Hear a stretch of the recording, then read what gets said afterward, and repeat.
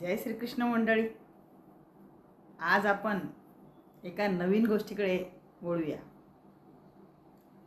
एका जंगली भागामध्ये दोन वस्त्या नांदत होत्या. एक होती वाडी आणि दुसरी होती वस्ती. आणि या वाडी आणि वस्तीच्या मधून एक मोठी नदी वाहत होती.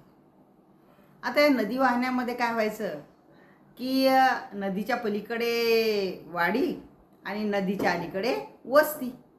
आता या वाडी आणि वस्तीमध्ये काय होतं, या गावातला मुलगा किंवा या गावातली मुलगी असंच त्यांची विवाह होत असत. कारण जंगली भाग आणि आजूबाजूला निर्जन असं पूर्ण वन आणि त्यामुळे आणि मध्ये वाहणारी एक मोठी नदी, यामुळे या दोन्हीच गावामध्ये विवाह संबंध होत असत. आणि म्हणून एका वेळेस वाडीच्या लोकांनी वस्तीच्या मध्ये एका मुलीच्या संबंध झाला, एका मुलीचा. आणि ते वाडीचे लोक वस्तीच्या गावाला गेले लग्नाला. आता लग्न कार्य व्यवस्थित पार पडलं आणि लग्न पार पडल्यानंतर जेवणावळी वगैरे सुरू झाल्या. अतिशय छोट्या छोट्या साधारण परिस्थितीतल्या वस्त्या असल्या कारणाने अतिशय सामान्य मेनू असं लग्न कार्य त्या ठिकाणी असायचं.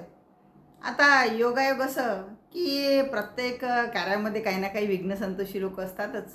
आणि तसंच या वस्तीमध्येही काही विघ्नसंतोषी लोक होते. आणि जेव्हा जेवायला बसली सगळी मंडळी, तेव्हा या वस्तीमधल्या लोकांनी काय केलं, या लग्नाला जे नवरदेवाकडील जी मंडळी आली होती वाडीमधील, त्या लोकांना विनाकारण त्रास देणं सुरू केलं. आणि त्याची परिसीमा अशी झाली की वस्तीतल्या लोकांनी वाडीच्या लोकांना खूप मारहाण केली, खूप त्रास दिला. आणि त्यामुळे काय झालं की घाबरून कसं तरी त्या नवऱ्या मुलीला घेऊन हे वाडीचे लोक आपल्या गावी परत आले. आता कालांतराने काय झालं, पुन्हा वस्तीचा वाडीमधील मुलीशी संबंध पक्का झाला. आता जवळपास दोनच गावं असल्या कारणाने आणि जंगली भागात असल्या कारणाने त्या गावातच विवाह संबंध होत असत. आणि त्यामुळे साहजिकच वस्तीच्या वराड्याला सगळ्यांना या ठिकाणी लग्नाला यावं लागलं वाडीला. आता यांच्या मनामध्ये कुणकुण होतीच की आपण या लोकांना इतका त्रास दिला, आता हे आपल्याला त्रास दिल्याशिवाय काही राहणार नाही. आणि म्हणून ते वराडी आले, लग्न घेऊन आले. मग या वाडीच्या लोकांनी सगळ्यांनी सभा बोलवली आणि सगळ्यांनी ठरवलं की आपण यांच्याशी आता कसं वागायचं. आणि त्याप्रमाणे सगळे लोक आपले तयारीला लागले.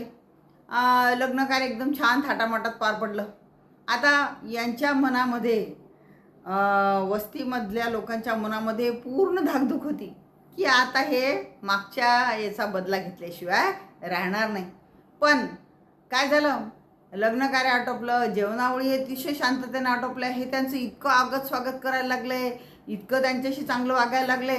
त्यामुळे ते एकमेकांमध्ये कुजबूज करायला लागले, घ्या आता जेवून, आता घ्या चांगला आदर सत्कार करून, पण पहा तुम्हाला जाताना किती मार खावा लागणार आहे. असं एकमेकांमध्ये कुजबूज करत धाकतच त्यांनी ते लग्न कार्य पार पडलं. जेवणावळी झाल्या, सगळ्यांची जेवणं खावणं झाले. आणि जेव्हा ते निघायला लागले तोपर्यंतही वाडीच्या लोकांनी वस्तीमधल्या त्या लोकांना काहीही त्रास दिला नाही. उलट त्यांचं खूप आदरातिथ्य केलं, खूप मान सन्मान केला आणि त्यांना खूप चांगलं सहकार्य केलं. खूप चांगलं त्या ठिकाणी ते लग्न कार्य त्यांनी पूर्ण केलं. आता शेवटपर्यंत जेव्हा आता हे वराडी निघायला लागले तेव्हाही त्यांनी आपल्या नावा सुंदर सजवून सज्ज केल्या. त्या सगळ्यांना त्यांनी बसवलं आणि खूप आनंदाने त्यांनी त्यांना परतीच्या मार्गाला लावलं. जेव्हा सगळ्या नावा नदी ओलांडून त्यांच्या परिसरामध्ये पोहोचल्या आणि त्यातला जो मुखिया होता तो अतिशय हतप्रभ झाला, तो एकदम मागे राहिला. आणि मग या लोकांना त्याने विचारलं की तुम्ही आमच्या गावामध्ये आले तेव्हा आम्ही तुम्हाला खूप त्रास दिला आणि खूप मारहाण केली, तुमच्या लोकांना खूप त्रास झाला आमच्यामुळे, पण तुम्ही मात्र तशाप्रमाणे काही वागला नाही. तुम्ही आम्हाला खूप छान आदरातिथ्याची वागणूक दिली. काही लोकांच्या वाईट गोष्टीमुळे हे घडून आलं होतं म्हणे, पण तुमचा हे पाहून आम्हाला खूपच आश्चर्य वाटून राहिलं. तेव्हा त्या वाडीमधल्या जो प्रमुख होता तो प्रमुख त्याला म्हणाला की जेव्हा तुम्ही वाईट वागले तेव्हा आम्ही तसंच वागलो, तर आपल्या या दोन गावामध्ये जे संबंध आहे नेहमीचे ते कसे होतील? आणि तुम्ही वाईट वागले म्हणून मीही वाईटच वागायला पाहिजे असं काही नाही म्हणे. आणि म्हणून या गोष्टीतून आपल्याला काय मतितार्थ मिळतो, की जर वाईट समोरचा जर वागत असेल आणि आपणही त्याच्यावर कुरघोडी करून त्याच्याशी तसंच वाईट वागत आलो, तर आपला द्वेषभावना आणि ह्या गोष्टी कधी संपुष्टात येणार नाही. समोरचा जर खरंच मुद्दामहून वाईट वागत असेल हे आपल्या लक्षातही येतं, म्हणून मग आपण त्याच्याशी वाईट भावनेनंच वागलं पाहिजे असं काही नाही. आपण त्याच्यापेक्षा चांगली भावना कडे वळवून हे आपला जो वैर भावना आहे ही आपण संपुष्टात आणू शकतो. आणि जर असंच सर्वांनी विचार केला तर आपल्यामध्ये जो वैरभाव आहे, दुष्टपणा आहे आणि एकमेकांविषयी कुरघोडी आहे, मत्सर आहे, हा मत्सर कमी व्हायला नक्कीच मदत होईल.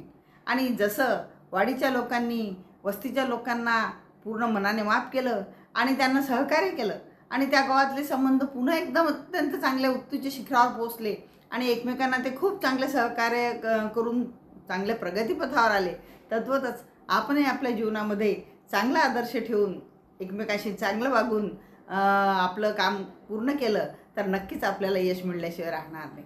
राधे राधे.